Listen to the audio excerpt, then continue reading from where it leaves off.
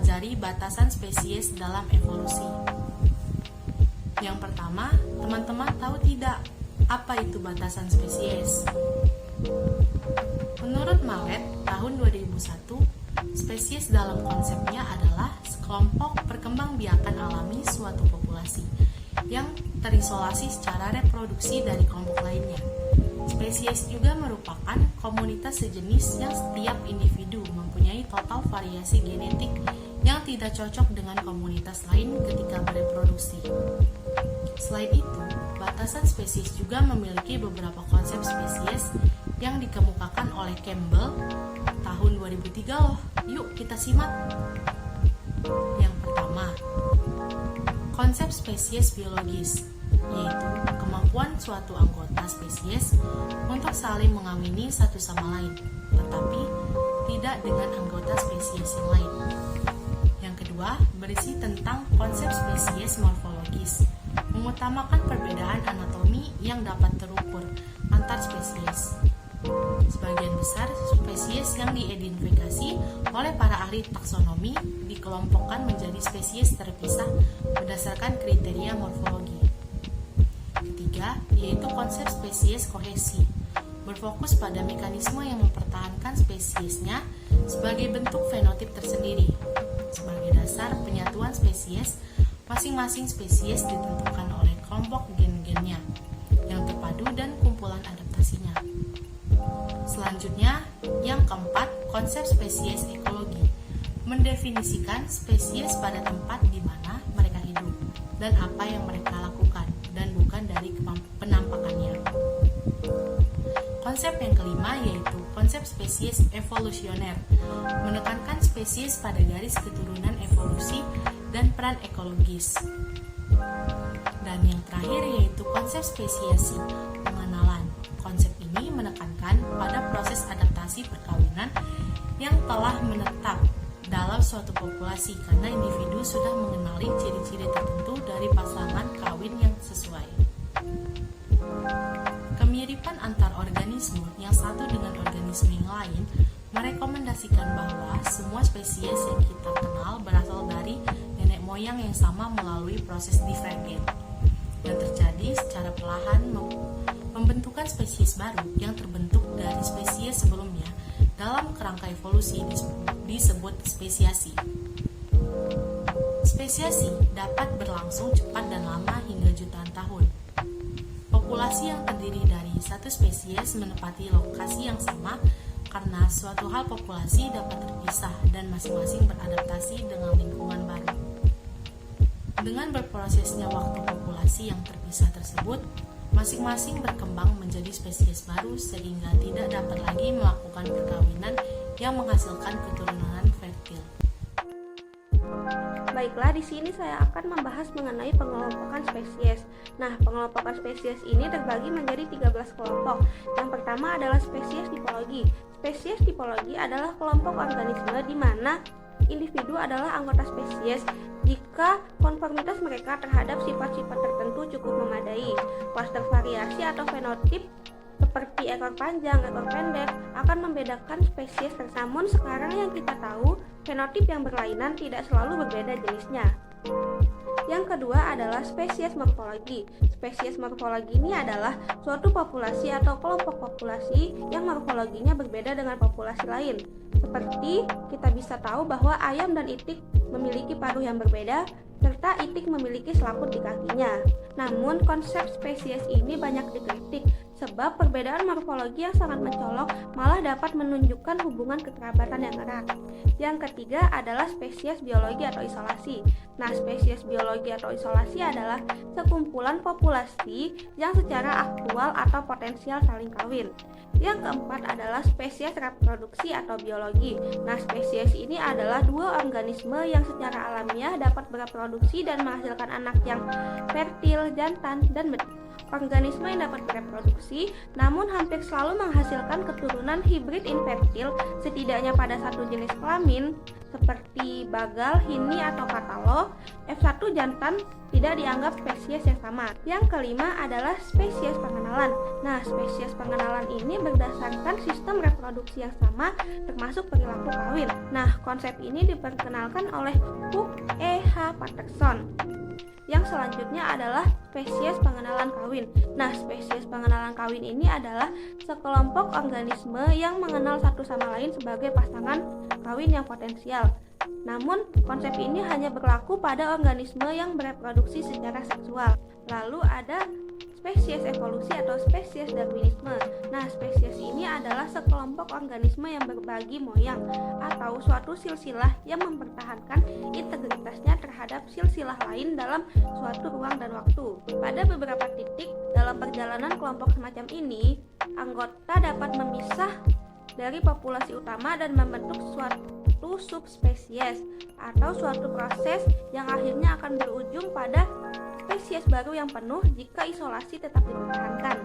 Selanjutnya ada spesies filogenetik atau kladistik. Spesies ini memiliki persamaan dengan spesies evolusi, yaitu suatu organisme yang berbagi moyang. Namun perbedaannya adalah pada spesies filogenetik, induk akan punah secara taksonomis ketika spesies baru dilahirkan, di mana populasi induk dan anak sekarang membentuk dua spesies baru. Nah, selanjutnya ada spesies ekologi. Spesies ini adalah suatu set organisme yang teradaptasikan terhadap suatu set sumber daya di lingkungan. Menurut konsep ini, populasi membentuk klaster-klaster fenetik diskret yang kita kenal sebagai spesies, sebab proses evolusi dan ekologi yang mengontrol bagaimana sumber daya dibagi cenderung menghasilkan klaster-klaster tersebut. Selanjutnya ada spesies genetik. Nah, spesies ini didasarkan pada kemiripan DNA dari individu atau populasi. Adapun teknik untuk membandingkan kemiripan DNA adalah dengan hibridisasi DNA dan sidik jari DNA atau barcode DNA. Selanjutnya ada spesies fenetik. Nah, spesies ini berdasarkan pada fenetik. Lalu ada mikrospesies. Mikrospesies ini adalah organisme yang bereproduksi tanpa meiosis atau fertilisasi, sehingga tiap generasi identik dengan generasi sebelumnya. Nah, yang terakhir ada spesies kohesi. Spesies kohesi ini adalah populasi individu paling inklusif yang memiliki potensi untuk kohesi fenotipik melalui mekanisme kohesi yang intrinsik. Berikutnya yaitu Evolutionary Significant Unit. Evolutionary Significant Unit dalam bahasa Indonesia yaitu satuan evolusi yang signifikan, didefinisikan sebagai populasi organisme yang dianggap berbeda untuk tujuan konservasi. Istilah ini dapat berlaku untuk spesies, subspesies, ras geografis, atau populasi apapun. Istilah spesies lebih sering digunakan daripada Evolutionary Significant Unit atau ESU. ESU ini secara teknis lebih dianggap sebagai subspesies atau variasi daripada spesies biologis yang sebenarnya. Definisi ESU umumnya mencakup setidaknya 1 dari 3 kriteria. Kriteria yang pertama yaitu pemisahan geografis saat ini. Yang kedua, diferensiasi genetik atau penanda netral di antara ESU terkait yang disebabkan oleh pembatasan aliran gen di masa lalu. Kemudian yang ketiga yaitu sifat fenotipik yang beradaptasi secara lokal karena perbedaan seleksi. Kriteria kedua mempertimbangkan aliran gen antar populasi. Tingkat diferensiasi yang tinggi antara dua populasi di antara gen yang tidak memberikan keuntungan adaptif untuk kedua populasi.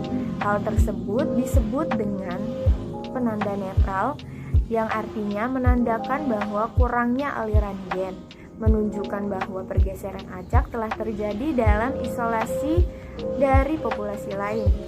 Sangat sedikit migran per generasi yang dibutuhkan untuk mencegah diferensiasi kuat dari penanda netral.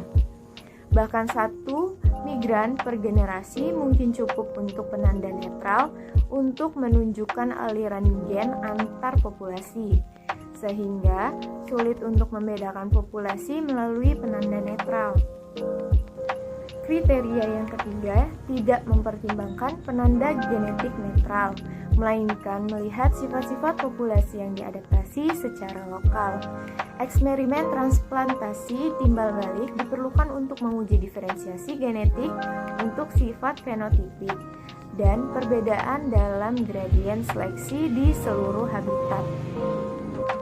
Kemudian, kriteria 2 dan 3 memiliki masalah bahwa tidak ada dikotomi yang jelas antara ESU dan bukan ESU, karena diferensiasi genetik antara populasi membentuk sebuah kontinum, mendorong perdebatan untuk mempertimbangkan proses genetik dan ekologis dalam mengidentifikasi ESU.